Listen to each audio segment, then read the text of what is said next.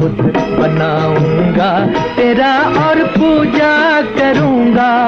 प्यार जब भक्ति में बदल जाए तो दिल में उस तरह की भावना उमड़ती है जिस तरह की भावना को इस गाने में अभिव्यक्त किया गया है।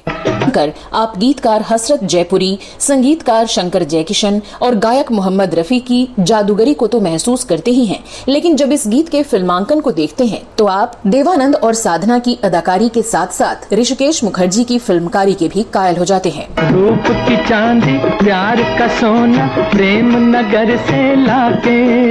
ये गीत तो बेमिसाल है ही, इसका फिल्मांकन भी बेमिसाल है। इस गीत में देवानंद और साधना ने बहुत ही सादगीपूर्ण तरीके से अभिनय किया है। इस गीत के फिल्मांकन में फिल्म के निर्देशक ऋषिकेश मुखर्जी ने मर्यादा का ख्याल रखा है। उन्होंने तय किया था कि इस गाने के फिल्मांकन में हमेशा हीरो और हीरोइन के बीच कम से कम 20 फीट की दूरी मेंटेन रखी जाएगी। के फिल्मांकन के दौरान दो ऐसे वाकये हुए जब दोनों पास आ गए, लेकिन एक बार उन दोनों के बीच एक ब्लैक बोर्ड रखा गया और दूसरी बार जब देवानंद पास आते हैं तो साधना ने सिलेट को आगे बढ़ा दिया।